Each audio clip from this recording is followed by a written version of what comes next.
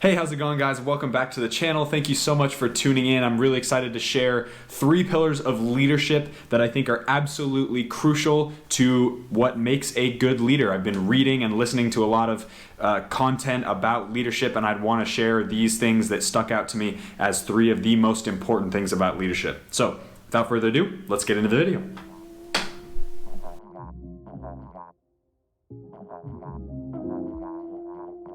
Alright guys, so number 1 on my list is relatability. Now relatability can happen on a collective level or on an individual level depending on what kind of leadership position you're in. On an individual level, it might be sharing a story about your past experience that helps that person relate to you and get confidence from what experience and what that did for you. On the collective level, it might be sharing stories similar to the individual level, but then letting those people who you're leading gain those little insights from their story for themselves. And I think relatability is super important because it allows them to connect to you in a way that they feel like they trust you in this leadership role, which makes it much easier in the grand scheme of what you're trying to accomplish. So that's number 1. Second on my list is reading the room. Now this kind of goes into relatability, but what reading the room is really a social intelligence or an EQ, emotional social intelligence. Reading the room allows you to be around a group of people, feel the vibration of the room, feel the energy in the room, and respond accordingly. So for my personal experience, when I'm in a locker room and I'm in a captain position, like I was back in college or in club, what I would do is I would read the room. I'd say, okay, what does this energy have and what might they need to succeed on the field? In a locker room where there's a ton of shouting and a ton of positive high fives, everybody's giving each other hugs, it's a very energetic atmosphere. In the team huddle, I might sit there and say, okay, everybody take a deep breath in and a deep breath out. We're gonna channel that massive amount of energy into what we're trying to accomplish. So a win on the particular day, or over the course of long-term goals or 2 to 3 month goals, it's winning every game in the latter half of the season or winning the trophy at the end of the season, whatever it happens to be. Then on the other side of things, you've got a room that's pretty quiet, everybody's kind of low energy, maybe a little lethargic, maybe you guys had 2 games in a weekend like we did in college. We used to play Saturday, Sunday, which is wild and beyond me, but it prepared me for basically anything in the professional game.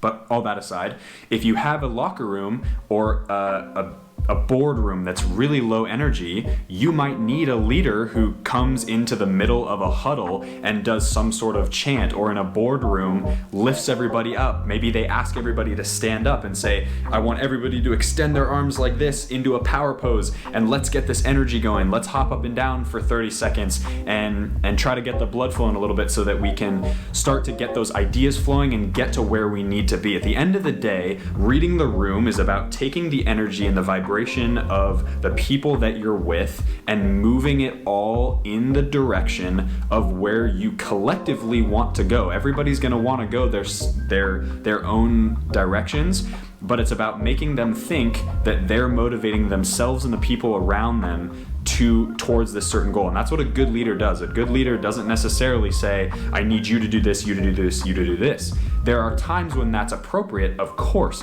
but leading through people as opposed to leading over people by reading the room is absolutely necessary to good leadership. So part number 3 of this leadership is the dichotomy between leading by example and leading by words. Both are super important, but I think there's a relationship there. I think you can lead by example and be absolutely okay on its own. But I don't think you can just lead by words and not lead by example. I think one follows the other, but that first one can absolutely exist on its own. Leadership by example is especially important in an athletic situation, especially in a team sport, when people can look at you and say, wow, this leader, captain, maybe they're not even a captain, maybe they're just a player on the field. It can be a freshman, sophomore, junior, senior if you're in college, or maybe it's a younger player on a professional team.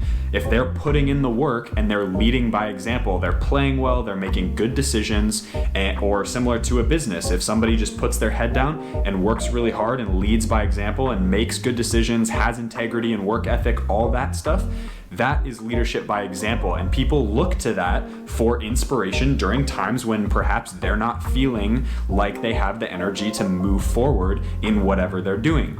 Especially in a soccer context, and as most of you are watching for the soccer content, so I'll try to gear it towards that. So in a soccer context, when you have somebody who's working really hard, that person, although they may deal with people saying, oh, why don't you relax sometimes, at the end of the day, people are looking to them to make the big plays. Michael Jordan or LeBron James making that game-winning shot. Maybe it's Lionel Messi or Cristiano Ronaldo taking the penalty in the last minute of the game to secure the World Cup win or the Champions League win or whatever it happens to be, right? Because it's those players that are putting in that extra work off the field, and they're dedicated and determined on the field to make that stuff happen, and they're leading by example by their actions. On the other side of that, there's those leaders by words or leaders by speaking.